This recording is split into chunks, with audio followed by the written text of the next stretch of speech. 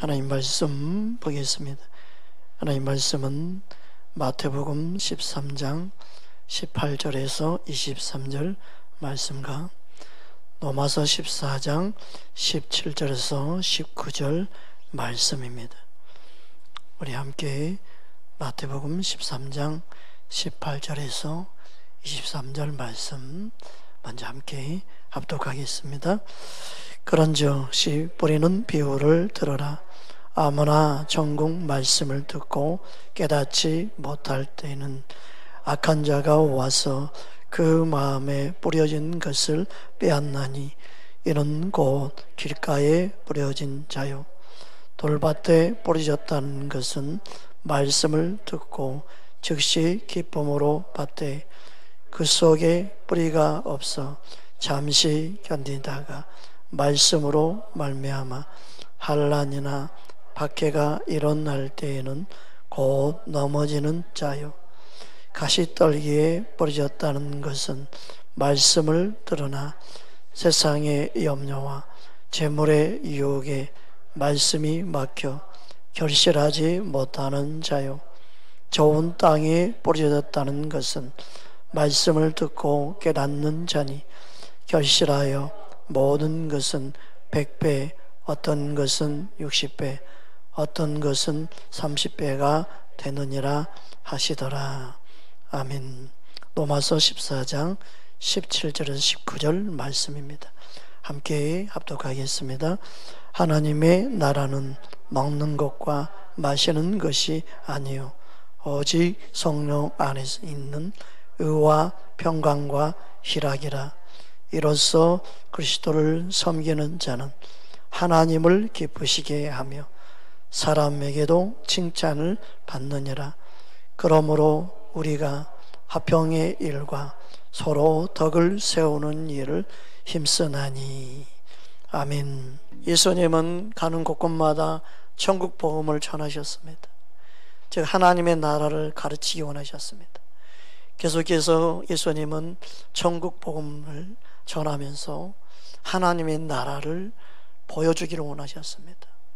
예수님의 모든 사역은 오늘 말씀 또한 동일하게 하나님의 나라를 나타내는 말씀입니다. 그래서 예수님이 전하신 비유 설교 또한 하나님의 나라를 비유로 우리에게 설명하고 있는 겁니다. 하나님의 나라는 이와 같다. 하나님의 나라는 이렇다. 하나님의 나라는 우리가 육신으로 바라보는 그런 나라가 아니다. 그래서 하나님의 나라는 이렇게 자라고 이렇게 성장하고 하나님의 나라는 이렇게 이루어지는 것이다. 그러니까 하나님의 나라는 이런 사람의 것이다. 하나님의 나라는 이런 사람만이 소유할 수 있다. 그래서 예수님의 모든 가르침의 중심은요, 천국입니다. 하나님의 나라입니다. 우리는 말씀을 들으면서 하나님 나라를 더 가까이 누리며 그 하나님 나라를 소유한 자로 이 땅에서 주님은 살아가기를 원하신 것입니다. 저와 여러분의 심령 가운데 하나님의 나라가 더욱더 풍성해지시고 하나님의 나라가 더 가까이 느껴지고 하나님 나라의 그 삶을 누리는 그 은혜를 예수님으로 더불어 여러분의 심령 가운데 이루어지기를 주의 이름으로 축복합니다. 그래서 우리는 주님을 믿고 주님을 따르는 그 삶이 그냥 종교적이 아니라 실제구나. 예수님을 먹고 마시는 삶이 실제로 이루어지는 거구나. 그것을 경험할 수 있는 저와 여러분 되기를 주의 이름으로 축복합니다. 오늘 본문 18절 말씀이 뭐라고 말씀했습니까? 그런즉 씨 뿌리는 비유를 들어라. 씨 뿌리는 비유를 너희가 들어라. 들어야 된다. 이것은 너무나 중요하다. 그래서 주님은 씨 뿌린 비유를 들으라고 말씀하고 있습니다. 그래서 오늘 본문은 씨 뿌린 비유에 대해서 주님이 말씀하시고 그리고 그 의미를 가르쳐 주셨어요. 주님이 그 의미를 해석해 주셨어요. 얼마나 중요하면 주님이 말씀하시고 또 그 말씀을 해석해 주셨을까요? 하나님의 나라에 있어서 이 씨 뿌린 비유가 중요하다는 거예요. 그래서 오늘 첫 번째 하나님의 나라, 예수님과 하나님의 나라, 이 씨 뿌린 비유를 통해서 특별히 열매, 결실을 말씀하고 있어요. 이 결실, 열매 맺는 것과 하나님 나라가 연결되어 있음을 알 수 있습니다. 오늘 말씀을 살피면서 주님이 원하는 열매는 어떤 것이고 어떻게 맺는 것인가, 그 부분에 초점을 두고 말씀을 나누기 원합니다. 하나님의 나라는 분명히 씨를 뿌리는 자가 있습니다. 본문에 씨를 뿌리는 자는 먼저 예수님이죠. 예수님이 회개하라 천국이 가까웠느니라, 천국 복음을 전하고 가르치며, 예수님은 씨 뿌린 자에 있습니다. 말씀의 씨를 뿌리는 분이 예수님입니다. 말씀을 깨닫게 하신 분은 주님입니다. 할렐루야. 그래서 주님을 알기 원하는 자, 주님을 만나기 원하는 그 마음 중심이 있는 자는 주님이 깨닫게 하시는 거예요. 그러나 우리의 노력과 우리의 방법으로 깨닫기 원하는 자, 그들은 보지 못한다, 그들은 듣지 못한다, 그들은 알지 못한다. 그게 실제로 예수님이 이 땅에 오셨을 때 바리새인과 서기관들이 그렇게 말씀을 연구하고 그렇게 오실 메시아를 기다리고 있었지만 그들은 예수님을 보지 못했습니다. 예수님이 말씀하신 그 말씀을 듣지 못했습니다. 이게 바로 말씀을 우리가 전해서 듣게 하는 게 아니고, 말씀 그 자체가 생명의 능력이 되어야 되고, 그리고 그 말씀을 듣게 하시는 분은 말씀으로 오신 주님을 만나기 원하고 사모하는 그들에게 들리는 겁니다. 여러분, 저와 여러분 안에 하나님 나라가 어떻게 이루어지는지, 이 말씀의 씨앗이 어떻게 열매 맺게 되는지, 우리 안에 그 은혜를 함께 누리고 경험할 수 있기를 주의 이름으로 축복합니다. 먼저 씨 뿌는 비유를 통해 우리가 알아야 될 것은요, 하나님의 나라는 분명히 예수님을 통해서 우리에게 주어지는데 말씀과 깊은 관련이 있다는 거예요. 말씀이 곧 예수님이요, 그리고 이 말씀을 받아들임으로 하나님의 나라가 그들의 심령 가운데 이루어진다는 거예요. 그 씨 뿌린 비유는 가장 중요한 게 말씀을 어떻게 받아들이고 그 말씀을 내 마음에 두느냐, 거기에 초점을 두어야 합니다.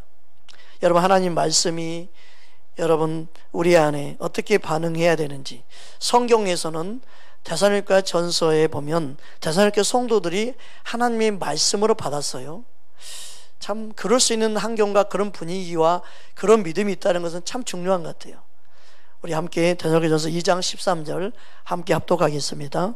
이러므로 우리가 하나님께 끊임없이 감사함은 너희가 우리에게 들은 바 하나님의 말씀을 받을 때 사람의 말로 받지 아니하고 하나님의 말씀으로 받음이니 진실로 그러하도다.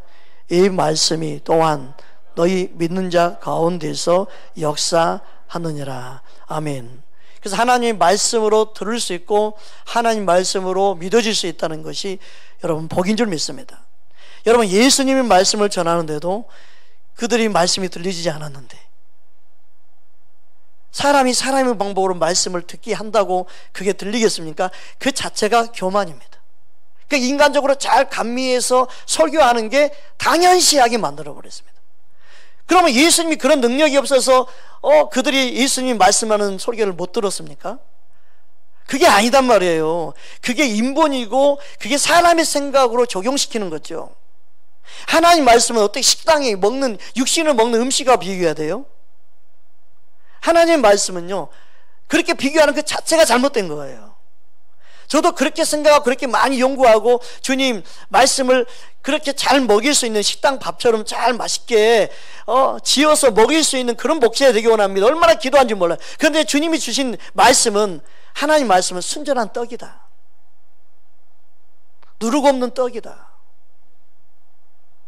감미하는 게 아니다, 순전한 젖을 사모해야 되는 거지. 그렇다고 한다면 예수님이 말씀을 전할 때 바리새인과 서기관들이 왜 듣지 못했느냐? 예수님은 더 지혜와 능력이 충만한데 그들이 다 듣게끔 소화시킬 수 있도록 먹일 수 있어야 되지 않았겠느냐? 그 생각 자체가 잘못된 것이다. 하나님 말씀을 듣게 하는 것은 우리에게 있지 않다. 사람의 방법이 있지 않다. 너희들이 있다는 생각 자체가 교만이다. 설교자가요, 설교를 함으로 내가 말씀을 듣게 한다는 그 자체가 교만입니다. 오늘날 설교는요, 내가 성도들 은혜를 끼치고 내가 전해서 은혜 받게 한다는 이 자체가 교만이에요. 그래서 내가 부흥시켰다는 생각이요, 이게 교만이에요. 여러분, 믿음을 자라게 하시는 것은 하나님이십니다. 설교자에게 있지 않습니다. 그 설교자에게 뭘 해야 돼요? 말씀을 그대로 전해야 되고 그 말씀이 역사하게 해야 되는 거예요. 믿으십니까? 그게 겸손이 아니겠습니까? 성도들 띄워준다고 겸손이 아니고요, 성도들을 뭔가 맞춰주는 게 겸손이 아니고요, 진짜 겸손은 뭐냐면 우리의 무능력함을 아는 거예요. 우리에게 능력 있지 않아요. 모든 능력은 주께 있습니다. 설교자의 능력이 있지 않아요. 여러분, 설교자의 말을 들으러 온 게 아니에요. 여러분은 하나님 말씀을 들으러 온 거예요. 할렐루야. 한편의 설교를 들으려고 하는 게 아니라 하나님 말씀을 그대로 깨닫기 원하는 저와 여러분들이 원합니다. 그것은요, 우리가 주님 앞에 서고 주님의 말씀을 듣기 원하고 주님 말씀 앞에 내가 아멘할 때 이루어진 줄 믿습니다. 여러분, 저 앞에 있는 게 아니에요. 우리는 주님 앞에 있어야 될 줄 믿습니다. 할렐루야. 그래서 우리는 예수님 앞에 나오는 거예요. 우리는 주님의 말씀을 듣기 원해야 돼요. 그러니까 얼마나 잘못된 생각으로 우리 안에 적용시켜버리고 세뇌까지 시켜버린지 몰라요. 당연하게 생각한단 말이에요. 여러분, 우리는 한 번쯤 주님의 입장에서 생각하고 말씀으로 모든 것을 바르게 보는 눈이 열리기를 주의 이름으로 축복합니다. 하나님 말씀은 동일하게 살아있는 생명의 말씀인 줄 믿습니다. 베드로전서 1장 23절 함께 합독하겠습니다. 너희가 거듭난 것은 썩어질 씨로 된 것이 아니요 썩지 아니할 씨로 된 것이니 살아있고 항상 있는 하나님의 말씀으로 되었느니라. 아멘. 그러니까 하나님의 말씀을 그대로 전할 때 그 말씀 안에서 책망을 듣기도 하고 그 말씀을 통해서 우리 안에 회개가 일어나야 되죠. 그런데 책망의 말씀을 듣지 아니하면 어떻게 돌이킬 수 있겠습니까? 회개가 일어날 수 있겠습니까? 주님의 마음을 알 수 있겠습니까? 그래서 달콤한 내가 원하는 설교만 들어서는 안 되는 겁니다. 말씀을 그대로 있는 그대로 가감없이 들을 수 있어야 됩니다. 잠언 1장 23절 우리 함께 합독하겠습니다. 함께 합독합니다. 나의 책망을 듣고 돌이키라. 보라, 내가 나의 영을 너희에게 부어주며 내 말을 너희에게 보이리라. 여기 돌이키라. 여기 돌이키라 말은 하나님께로 돌아오게 하라 그 말이에요. 그의 마음이, 그의 생각이 주님께로 돌아오게 하라. 이게 돌이킨다는 거예요. 그러면 이 돌이키기 위해서는 어떤 말씀을 전해야 돼요? 책망이 들어가야 돼요. 내가 듣기 좋은 설교는요, 절대 아무리 들어도 주님께 돌이킬 수가 없어요. 내가 원하는 은혜를 받았다고 하는 은혜는요, 주님께 돌이킬 수 없어요. 바른 진리의 말씀이 그 영혼을, 자신을 보게 하고 자신을 주님께로 멀어지는 현재의 상태를 보고 느낄 때만이 주님을 찾게 되지요. 믿으십니까? 그러니까 바른 진리는 뭐냐? 자꾸 예수님께로 가까이 나가게 하는 겁니다. 여러분, 예수님께 돌이킬 수 있는 우리 심령 되기 원합니다. 어느 때는 찬양 한 곡 예수님께 돌이키게 하잖아요. 어느 때는요, 말씀을 들을 때, 또 기도할 때 내 마음을 주님께로 돌이키게 하잖아요. 할렐루야. 그게 놀라운 은혜인 줄 믿습니다. 하나님의 말씀을 통해서 내가 돌이킬 때 그때 회복이 일어나는 거예요. 여기서 돌이키라는 단어는 슈브라는 단어인데 회복시키다, 주께로 돌아오게 하다. 여러분, 하나님의 말씀을 듣고 그 말씀에 찔림받고 그 말씀을 통해서 우리가 예수님께로 돌아가는 겁니다. 예수님께로 갈 수 있는 것입니다. 여러분, 회개는 그때 회개가 일어나는 거죠. 회개하라고 해서 회개가 일어나는 게 아니에요. 그래서 바른 진리가 회개를 일으키는 겁니다. 그래서 말씀이 중요합니다. 여러분, 회개해야 됩니다 말한다고 회개가 아니랍니다. 진리 안에 내가 부딪힘이 있을 때 내가 지금 잘못된 위치에 있구나, 내가 잘못 생각하고 있었구나, 내가 알고 있는 게 이게 바른 게 아니었구나, 이게 깨달아질 때만이 돌이키는 은혜가 이 말이죠. 할렐루야. 그래서 말씀이 나를 변화시킨다는 게 그 의미예요. 하나님 말씀을 그냥 먹게 되면 그 말씀이 어떤 말씀은 소화가 되는데 어떤 말씀은 나를 힘들고 아프게 하지만 그 말씀이 나를 찔러서 나를 회개하고 돌이키게 만들어요. 할렐루야. 그 은혜를 경험하는 거죠. 그것 또한 주님이 하시는 거예요. 왜요? 말씀이신 주님이 우리 안에 말씀을 들을 때 주님이 깨닫게 하시고 역사하시죠. 우리 안에 성령을 통하여. 믿으십니까? 근데 듣는 말씀이 그런 말씀이 되지 아니하면 아무리 들어도 그 말씀으로는요 회개하고 돌이킬 수 없습니다. 이 사실을 알아야 됩니다. 여러분, 우리에게 이론을 주는 말씀만을 들어서 절대 내가 변화될 수가 없습니다. 진리의 말씀이 나를 변화시키고 주님을 더 가까이 모시고 사는 자로 주께로 가까이 나아가게 하는 줄 믿으시기를 주의 이름으로 축복합니다. 그래서 나의 영을 너희에게 부어주며 내 말을 너희에게 보이리라. 그 말씀을 듣고 돌이킬 때 그때 성령을 통해서 보이리라. 주님을 보게 되는 거예요.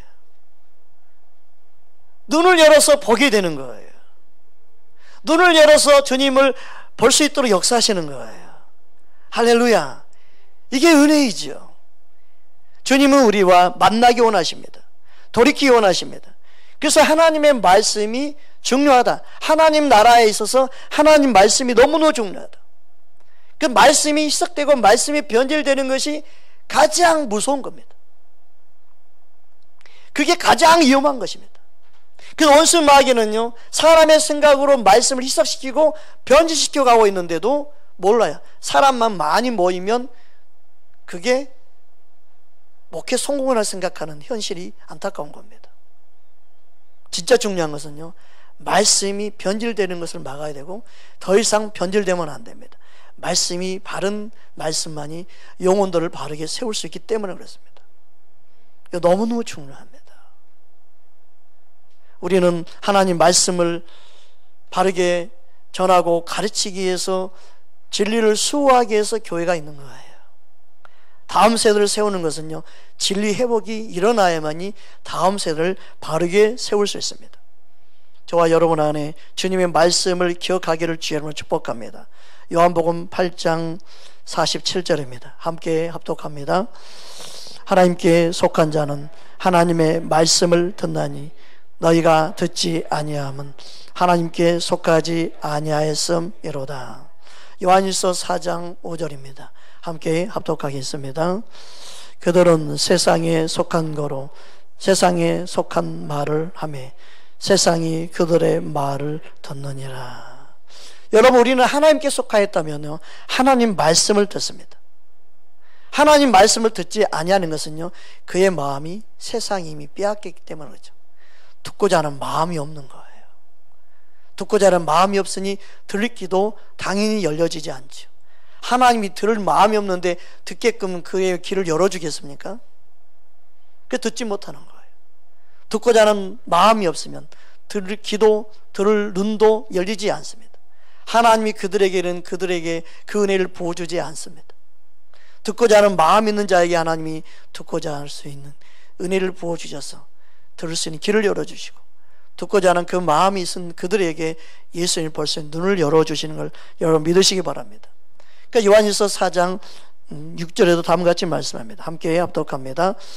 우리는 하나님께 속하였으니 하나님을 아는 자는 우리의 말을 듣고 하나님께 속하지 아니하는 자는 우리의 말을 듣지 아니하나니 진리의 영과 미혹의 영을 이로써 아느니라.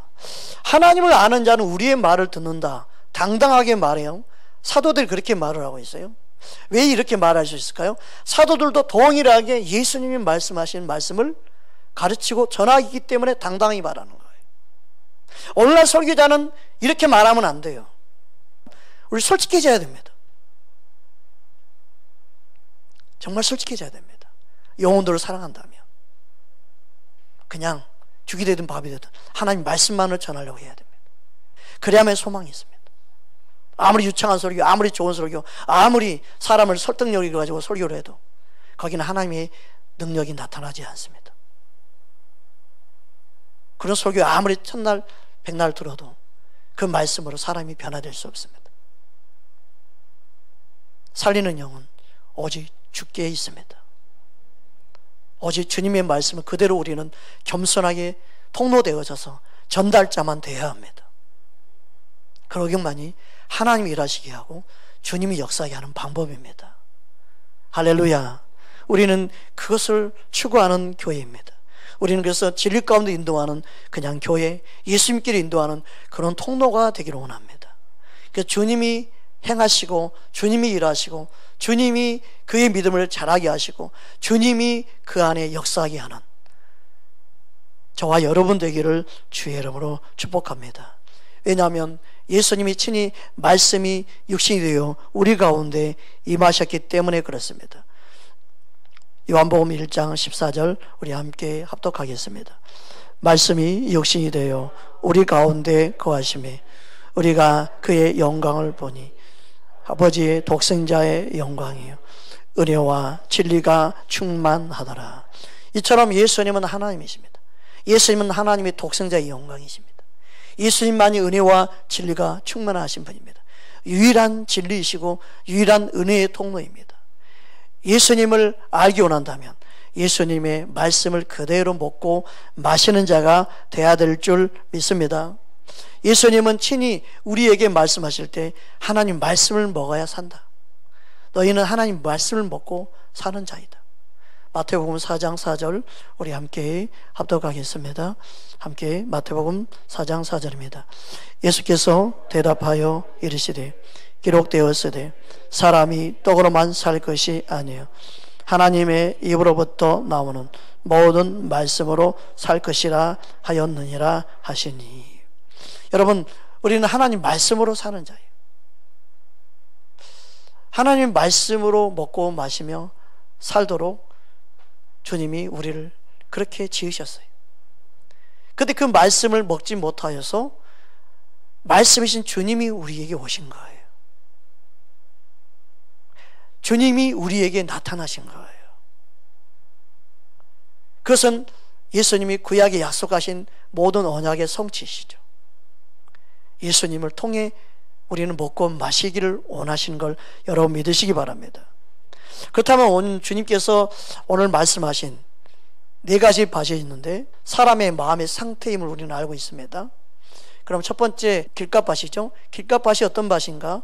말씀을 좀 나누면서 우리의 마음의 상태 또한 함께 나누기 원합니다. 오늘 말씀 마태복음 13장 19절 함께 합독하겠습니다. 아무나 천국 말씀을 듣고 깨닫지 못할 때에는 악한 자가 와서 그 마음에 뿌려진 것을 빼앗나니 이는 곧 길가에 뿌려진 자요. 길갓밭의 특징은 뭡니까? 악한 자가 말씀을 뿌렸지만 그 악한 자가 와서 말씀을 빼앗아 간다. 말씀은 동일하게 다 뿌리지만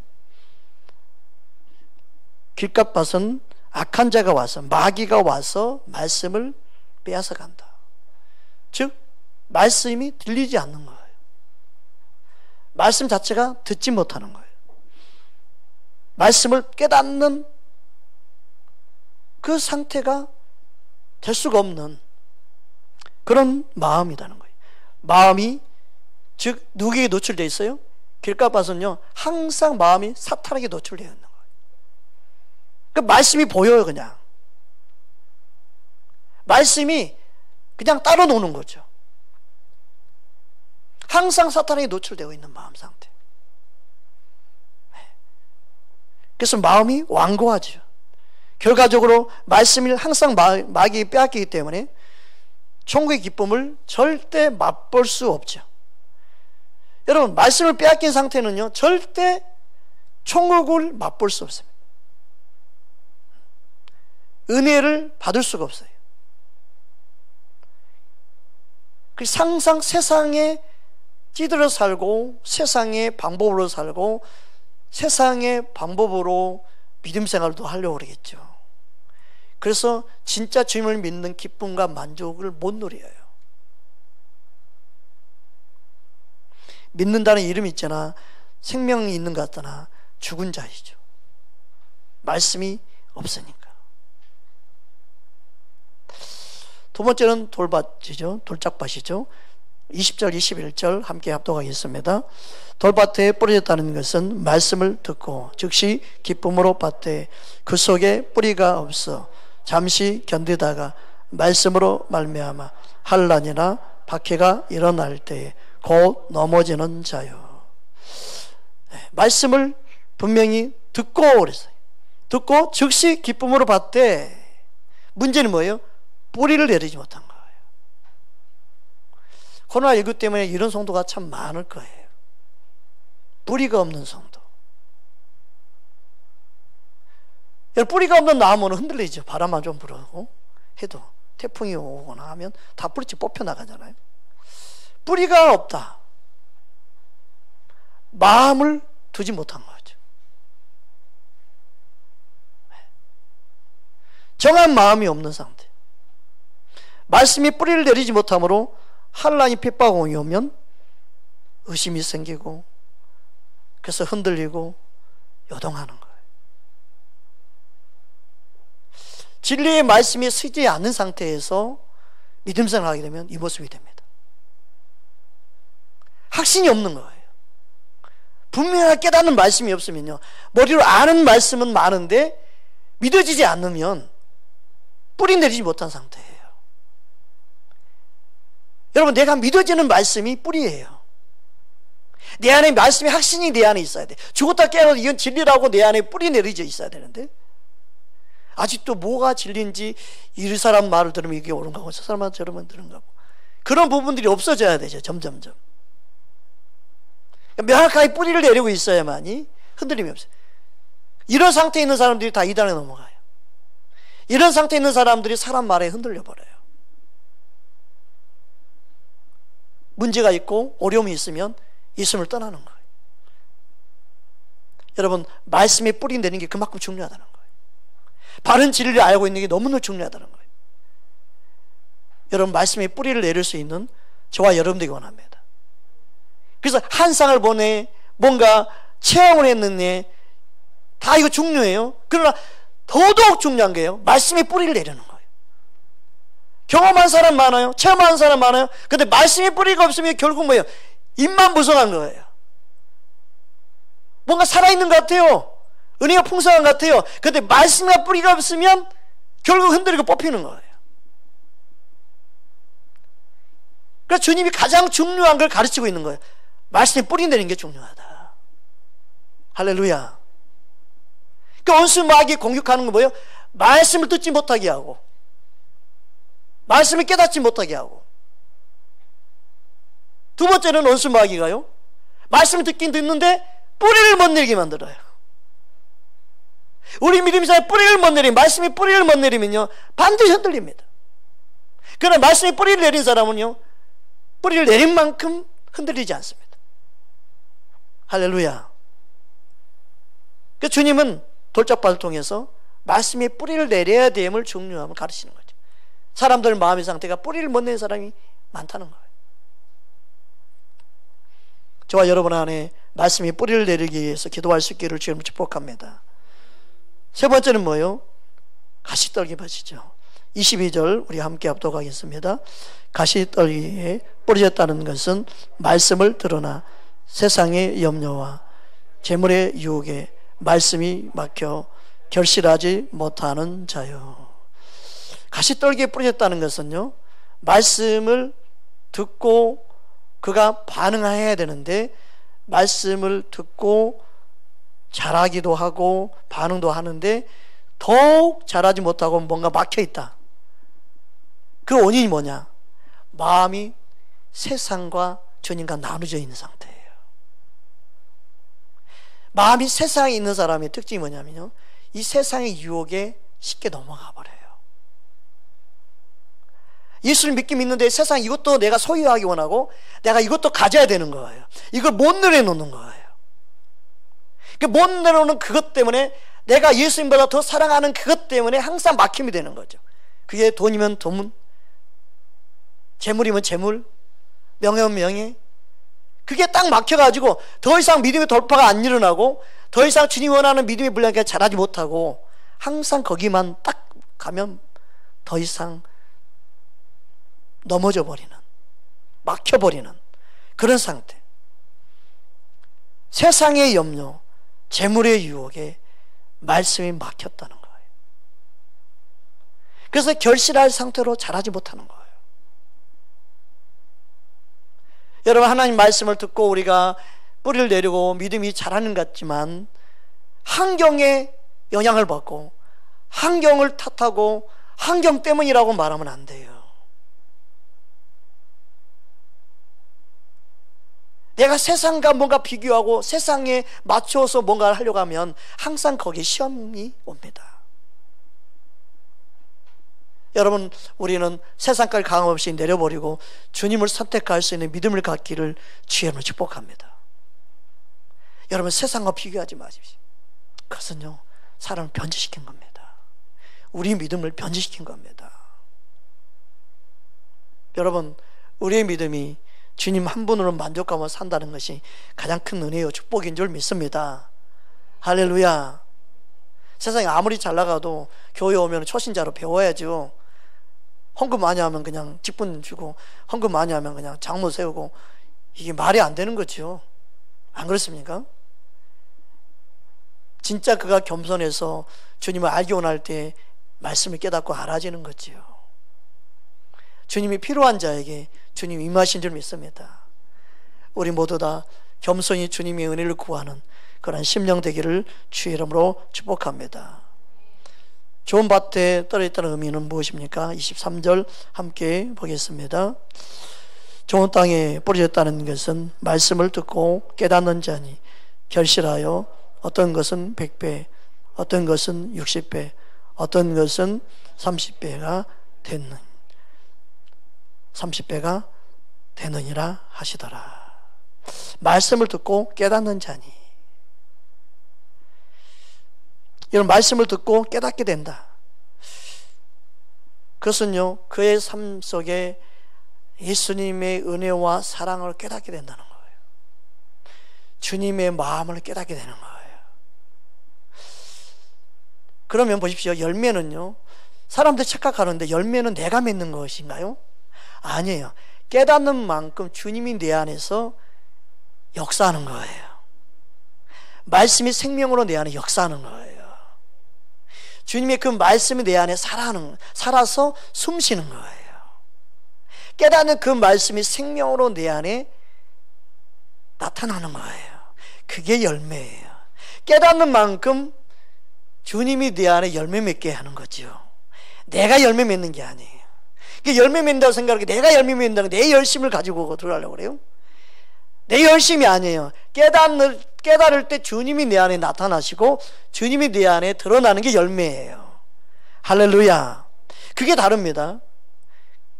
그러니까 율법적인 건 뭐냐면 내가 열매 맺어 있다는 생각이에요. 이거는 처음부터 잘못된 거예요. 그 사도 바울도 내게 능력이 안에서 내가 모든 걸 할 수 있다. 믿으십니까? 능력이 내게 있는 게 아니고 능력이 주시는 분에게 있는 거죠. 열매 맺는 능력도 주께로부터 임하는 거죠. 할렐루야. 여러분, 말씀을 깨닫고 아는 것, 주님의 말씀이신 주님을 우리가 아는 방법은요, 말씀이신 주님을 깨닫고 알 때 말씀을 통해 주님을 알아가죠. 그래서 말씀은 살아있어요. 생명의 인격이에요. 왜요? 예수님이기 때문에. 그러니까 우리는 말씀을 들으며 주님을 보고 느끼고 맛볼 수 있어야 돼요. 할렐루야. 그러니까 주님을 먹고 마시는 건 말씀을 먹고 마시는 거죠. 믿으십니까?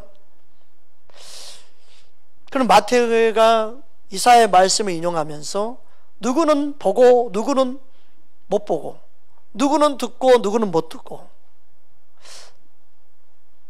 그러면서 제자들 너희에게는 말씀을 듣는 게 허용됐다, 그렇게 말씀했어요. 그 의미가 어떤 의미인지 함께 보기 원합니다. 이사야 6장 우리 9절 10절 함께 합독하겠습니다. 여호와께서 이르시되 가서 이 백성에게 이르기를 너희는 듣기는 들어도 깨닫지 못할 것이요 보기는 보아도 알지 못하리라 하여 이 백성의 마음을 둔하게 하며 그들의 귀가 막히고 그들의 눈이 감기게 하라. 염려하건대 그들이 눈으로 보고 귀로 듣고 마음으로 깨닫고 다시 돌아와 고침을 받을까 하노라 하시기로. 여러분, 왜 그들은 보고도 못 보고 들어도 못 듣고 못 깨닫습니까? 그것은요, 주님이 이 말씀을 하신 이유는요, 그들은 자기들의 방법으로, 자기들의 노력으로, 자기들의 열심으로 보고 듣고 깨달으려고 했어요. 그래서 안 되는 거예요. 그것은 주님이 막으셨어요. 그렇게는 너희가 못 깨닫는다는 거예요. 그렇게 너희가 볼 수 없다는 거예요. 그렇게 해서 너희가 만날 수 없다는 거예요. 근데 사람의 방법으로 깨달을 수 있다, 사람 방법으로 가르쳐 된다고 생각하는 게 오늘날 사람들의 생각입니다. 여러분, 영적인 기머리, 영적인 소경을 고치는 분도 예수님 뿐입니다. 믿으십니까? 예수님만이 고치고 예수님만이 보게 하고 예수님만이 듣게 하는 유일한 통로입니다. 그 사실을 우리는 알아야 됩니다. 에레미야 6장 10절에도 다음같이 말씀합니다. 함께 합독하겠습니다. 내가 누구에게 말하며 누구에게 경책하여 듣게 할꼬. 보라, 그 귀가 할례를 받지 못하였으므로 듣지 못하였도다. 보라, 여호와의 말씀을 그들이 자신들에게 욕으로 여기고 이를 즐겨하지 아니하니. 사도행전에 보면 사도 바울도 동일하게 말하고 있습니다. 사도행전 28장 26절 함께 합독하겠습니다. 일러스되 이 백성에 가서 말하기를 너희가 듣기는 들어도 도무지 깨닫지 못하며 보기는 보아도 도무지 알지 못하는도다. 누구는 보고 누구는 듣고 왜 이렇게 말씀하고 있을까요? 여러분, 듣는 것은 그들 안에 정말 주님 앞에 겸손함과 주님 앞에 내가 아무것도 아님을 깨닫는, 그래서 주님의 은혜를 구하는 그러한 심령이 돼야 되는데 그들 안에는 교만이 있었습니다. 우리는 아브라함의 자손이다, 그리고 우리는 하나님의 백성이다 하는 교만. 우리는 조상 때로부터 하나님을 섬겨왔던 백성이라. 그렇다고 해서 하나님을 보거나 듣거나 하지 못합니다. 예수님을 더욱 알 수 없었습니다. 여러분, 요한복음 12장 40절 함께 합독하겠습니다. 그들의 눈은 멀게 하시고 그들의 마음을 완고하게 하셨으니 이는 그들로 하여금 눈으로 보고 마음으로 깨닫고 돌이켜 내게 고침을 받지 못하게 하려 함이라 하였음이더라. 그들에게 왜 이런 은혜가 임하지 않았나? 근본적으로 마음의 자세가 잘못된 거예요. 근본적으로 그들 안에는 교만이 있었어요. 근본적으로 그들은 자신의 방법으로 하나님을 알기 원했고 하나님을 잘 믿는다 생각했고 자신의 방법을 가지고 자신들의 행위를 가지고 하나님 앞에 나왔어요. 그들에게는 그 은혜가 허용되지 않습니다. 우리는 우리의 방법으로 하나님을 잘 믿으려고 하거나 우리의 방법으로 주님 마음에 합하려고 할 때 우리는 주님을 바르게 알고 믿을 수가 없습니다. 그래서 하나님의 나라는 누구의 것입니까? 예수님이 분명하게 말씀하셨습니다. 어린아이 같은 자가 하나님의 나라를 소유할 수 있다. 마가복음 10장 14절에서 15절입니다. 함께 합독하겠습니다. 예수께서 보시고 노하시며 이르시되 어린아이들이 내게 오는 것을 용납하고 금하지 말라. 하나님의 나라는 이런 자의 것이니라. 진실로 내가 너희에게 이르노니 누구든지 하나님의 나라를 어린아이와 같이 받들지 않는 자는 결단코 그들에게 들어가지 못하리라 하시고. 여기서 가장 중요한 단어를 제가 발견한다면 받들지예요. 어린아이와 같지 아니하면인데 이 어린아이는 어떤 어린아이냐면 받드는 어린아이예요. 그러니까 받들지 아니하면 어린아이라 할지라도 어린아이가 아닌 거예요. 여기서 어린아이를 말하는 이유는요, 받든다는 데 의미 있어요. 우리의 마음의 심령이 어린아이 같아야 된다는 의미죠. 여기서 어린아이 같다는 의미는 뭐예요? 받드는 자예요. 이 받들다는 단어를 보니까 데코마인데 환영하다, 함대하다, 받아들이다 의미예요. 누구를요? 그럼 예수님을. 하나님의 나라는 예수님을 받아들이는 심령 가운데 임한다는 거예요. 그 마음에 그런 마음이 되어 있지 않은 자에게는요, 들리지 않아요. 보이지 않아요. 보고 있어도 예수님을 볼 수 없는 거죠. 예수님 말씀을 듣고 있어도 깨닫지 못하는 거예요. 그들은 깨닫지 못하는 거예요. 그런데 주님의 제자들에게는 볼 수 있는 눈이 있었고 들을 수 있는 귀가 있었죠. 여러분 따라합시다. 볼 수 있는 눈이 있음이, 들을 수 있는 귀가 있음이 진짜 복입니다. 아멘입니까?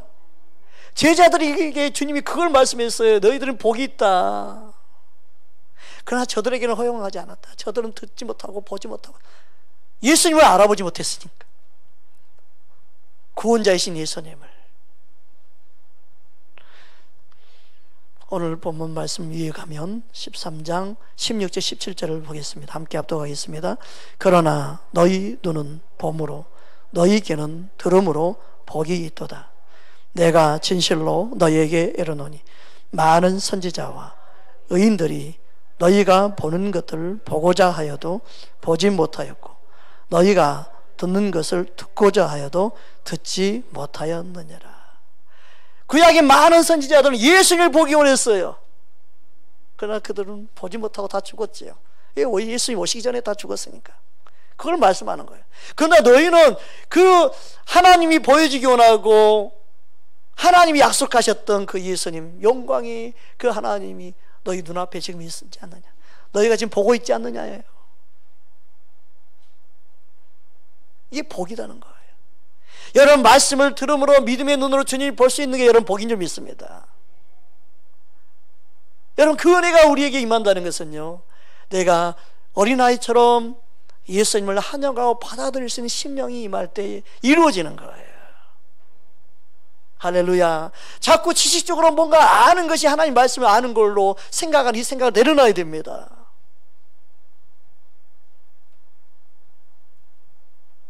여러분 예수 그리스도 안에서만 모든 것이 벗겨집니다. 예수 그리스도 안에서만이 우리가 구약의 모든 덮였던 수고이 다 벗어지고 볼 수 있는 눈이 열리는 걸 믿으시기 바랍니다.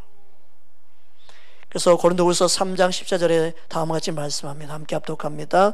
그러나 그들의 마음이 완고하여 오늘까지도 구약을 읽을 때 그 수건이 벗어지지 아니하고 있으니 그 수건은 그리스도 안에서 벗어질 것이니라. 구약을 요즘에 설교해도 예수님 없이 설교하사 너무너무 많아요. 그냥 사건, 그냥 한 인물, 그가 하나님께 복을 받은 이유는 이렇다 저렇다 뭐 설교를 하는데 예수님이 없어요. 예수님을 보지 못하는 설교가 너무너무 많아요. 여러분 구약에서 예수님이 보여야 됩니다. 구약의 모든 말씀은 예수님을 통해 다시 열려져야 됩니다. 다시 뭐 절기니 무슨 뭘 해야 되니, 구약에 뭔가 절차를 밟아야 되니, 예수님 없는 말을 너무너무 많이 합니다. 그게 뭐 지식적으로 많이 알고 그걸 연구해서 그걸 안다고 해도 예수님이 없으면 그거는 바른 설교도 아니고 바른 진리도 아니고 아직도 수건이 덮어 있는 상태로 설교한들 주님과 전혀 상관없는 거예요. 여러분 우리는 예수님을 아는 눈과 귀가 열려있는 게 가장 큰 복인 줄 믿습니다. 할렐루야. 그 말씀을 통해서 그 예수님을 알고 만나고 깨닫는 만큼 내 안에 주님의 나라가 임하고 천국이 내 안에 이루어지고 주님을 맛보는 삶을 살아가는 거예요. 할렐루야. 여러분 주님의 말씀이 내 안에 살아 깨닫고 아는 만큼 그 말씀이 내 안에 열매 맺도록 역사합니다. 그래서 요한복음 15장 5절 7절 다음과 같이 말씀합니다. 함께 합독합니다. 나는 포도나무요 너희는 가지라. 그가 내 안에 내가 그의 안에 거하며 사람이 열매를 많이 맺나니 나를 떠나서는 너희가 아무것도 할 수 없음이라. 사람이 내 안에 거하지 아니하면 가지처럼 밖에 버려져 마르나니 사람들이 그것을 모아다가 불에 던져 사르느니라. 너희가 내 안에 거하고 내 말이 너희 안에 거하며 무엇이든지 원하는 대로 구하라. 그리하면 이루리라.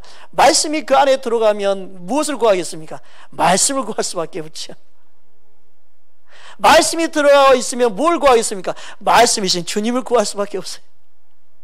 말씀이 그 안에 들어가면 무엇을 구하겠습니까? 세상 걸 구하겠습니까? 하나님의 나라를 구할 수밖에 없어요. 할렐루야. 그 말씀이 이루어진 걸 경험하게 됩니다. 그 안에 천국이 이루어진 걸 경험하게 됩니다. 그 안에 하나님의 나라를 누리는 삶이 이루어진 걸 여러분 믿으시기 바랍니다. 주님은 우리를 택하시고 구속하신 이유가 그 예수님의 생명으로 살기 위함입니다. 그 예수님의 생명이 우리 안에 함께함으로 열매 맺는 것입니다. 요한복음 15장 16절 함께 보겠습니다.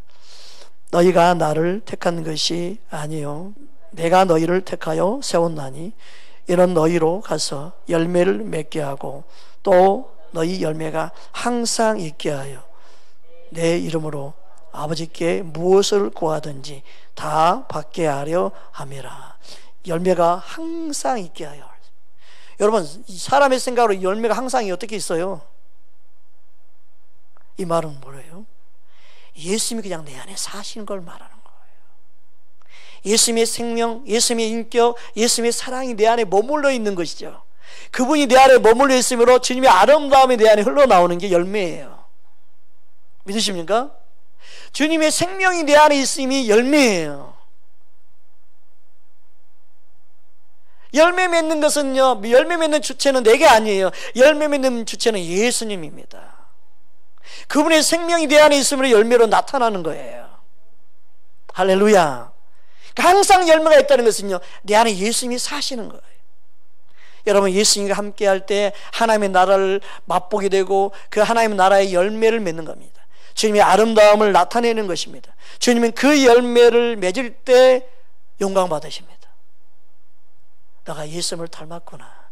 너 안에 예수님의 생명이 있구나. 그런데 사람들은 내 노력과 내 방법으로 열매 맺으려고 합니다. 그 자체가 잘못된 생각입니다. 열매의 주체는 예수님입니다. 그러니까 우리가 해야 할 일이 뭐예요? 예수님께 붙어 있는 거죠. 다시 여기서 예수님을 사랑하는 거죠. 그냥 예수님이 내 안에 생명의 역사하도록 그분의 말씀을 사모하고 목말라하는 것이죠. 믿으십니까? 그럴 때 우리 안에 열매 맺는 역사가 주께로부터 일어나는 것입니다. 그럼 회개는 뭡니까? 주님이 내 안에 사시게 하는 게 회개예요. 회개는 뭐냐면 내 방법이 아니라 내 생각이 아니라 주님의 생각과 주님의 방법으로 내 안에 물들이게 하는 게 회개예요. 그래서 돌이킨다는 것은요, 내가 주님의 원하는 그 자리로 내가 생각을 유턴해서 내 생각을 바꾸고 가고 내 생각, 내 모든 것을 내려놓고 주님이 원하는 걸 돌이키는 그 모든 작업이 더 회개죠. 저와 여러분 안에 주님으로 채워지는 것, 주님이 그것을 원하는 줄 믿습니다. 즉 나의 왕을 예수님으로 삼고 나의 주인을 예수님으로 삼고 살아가는 삶, 그것이 우리 안에 점점점 풍성해져야겠죠. 매일매일 그 은혜를 경험하면서 사는 저와 여러분 되기를 주의 이름으로 축복합니다. 마태복음 3장 우리 8절에서 9절 함께 보겠습니다. 그러므로 회개에 합당한 열매를 맺고 속으로 아브라함이 우리 조상이라고 생각하지 말라. 내가 너희에게 이르노니 하나님이 능히 이 돌들로도 하나님의 자손이 되게 하시리라. 회개에 합당한 열매는 뭘까요? 주님으로 사는 거예요. 너의 방법, 너의 모든 것, 너의 열심 다 내려놓고 주님의 뜻으로 내 생각을 바꾸어 나가는 거예요. 그럴 때 주님으로 맺는 열매가 회개에 합당한 열매죠. 내 노력으로 열매 맺는 게 아니에요. 모든 열매는요, 오직 내 안에 생명 되신 주님이 내 안에 살아계실 때 맺는 열매예요. 할렐루야. 그러면 열매는 뭐예요? 주님과 연합되어질 때, 하나 되어질 때 열매가 나타나는 거죠. 그게 붙어 있음이죠. 믿으십니까? 열매는 예수님께 포도나무 쪽에서 붙어 있는 거죠. 내 생각이 주님과 하나 되기 원하고 내 마음이 주님과 하나 되기 원하고, 그럴 때 열매는 자동으로 맺는 것이 믿습니다. 할렐루야. 그래서 예수를 믿어 내 생각을 붙잡고 그냥 가면 열매가 안 맺어지는 거예요. 내 생각을 내려놓아야 주님의 생각으로 행할 때 열매 맺는 거죠. 주님은 우리 안에서 믿음으로 행함으로, 주님이 내 안에 살아계심으로 주님이 원하는 열매, 그게 바로 하나님 영광 돌리는 삶이 되는 줄 믿습니다. 그래서 오늘 본문 말씀처럼 하나님의 나라는 뭡니까? 우리 로마서 14장 17절 함께 합독하겠습니다. 하나님의 나라는 먹는 것과 마시는 것이 아니요 오직 성령 안에 있는 의와 평강과 희락이라. 이게 하나님의 나라예요. 어디에 이루어집니까? 내 안에 이루어지죠. 말씀으로 합하는 자, 예수님과 마음이 하나 되어갈 때 내 마음에 하나님의 나라가 이루어지는 거예요. 그 기쁨을 맛보길 바랍니다. 또 어떤 열매 있으면 핵에 합당한 열매, 거룩함에 이르는 열매가 있습니다. 이 거룩함에 이르는 열매도 예수님을 통해서 맺는 열매죠. 로마서 6장 22절 보겠습니다. 함께 합독하겠습니다. 그러나 이제는 너희가 죄로부터 해방되고 하나님께 종이 되어 거룩함에 이르는 열매를 맺었으니 그 마지막은 영생이라. 거룩함에 이르는 열매 내가 맺는 거예요? 아니에요. 예수님 맺게 하는 거예요. 어떻게 알 수 있어요? 보십시오. 너희가 죄로부터 해방되고 그랬습니다. 죄로부터 해방되는 것은요, 예수님 십자가에 죽으시고 부활하심으로 대속의 은혜로 우리가 죄로부터 해방된 걸 믿습니다. 그래서 그 사랑, 그 은혜로 우리가 거룩함 열매를 맺는 거예요. 할렐루야. 그러니까 예수님을 통해 맺는 열매예요. 이것 또한 믿으십니까? 또 히브리서 12장 11절 보겠습니다. 함께 합독하겠습니다. 모든 징계가 당시에는 즐거워 보이지 않고 슬퍼 보이나 후에 그로 말미암아 연단받은 자들은 의와 평강의 열매를 맺느니라. 의와 평강의 열매 또한 우리의 힘으로 맺는 게 아니에요. 어떤 삶 가운데 의와 평강의 열매를 맺어요? 즐거워 보이지 않는 징계 가운데 있는, 고난 가운데 있고 슬퍼하는 가운데 있지만 그 가운데서도 주님이 함께하면 의와 평강의 열매를 맺을 수 있어요. 이건 내 노력으로 되는 게 아니에요.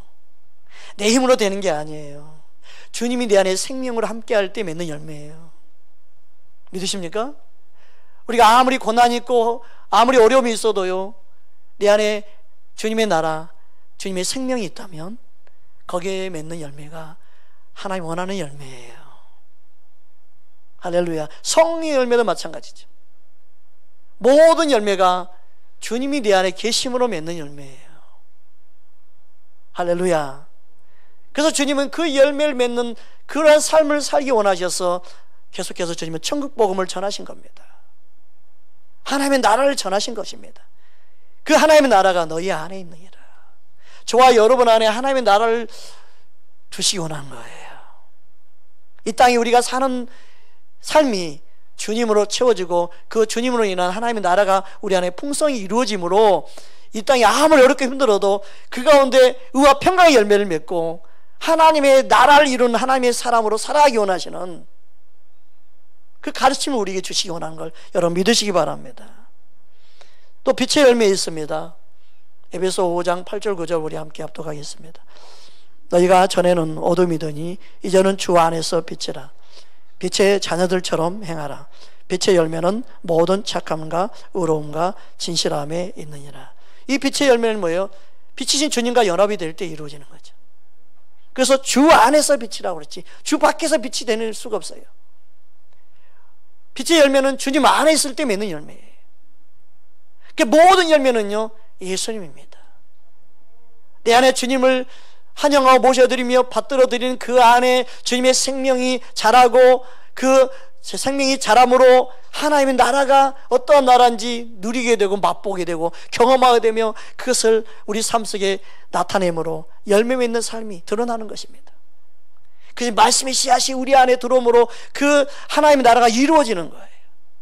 말씀과 더불어 주님의 생명이 내 안에 들어옴을 여러분 믿으시기 바랍니다. 그래서 주님은요, 자신을 우리에게 주신 거예요. 내 살을 먹고 마시기를 원한다. 자신의 피를 먹고 마시기 원한다. 말씀을 통해 우리는 주님을 먹고 마시는 것입니다. 우리 영 안에 주님의 생명으로 더 충만하게 채워짐으로 하나님의 나라를 날마다 맛보며 사는 저와 여러분 되기를 주의 이름으로 축복합니다. 말씀 붙잡고 우리 함께 기도하기 원합니다.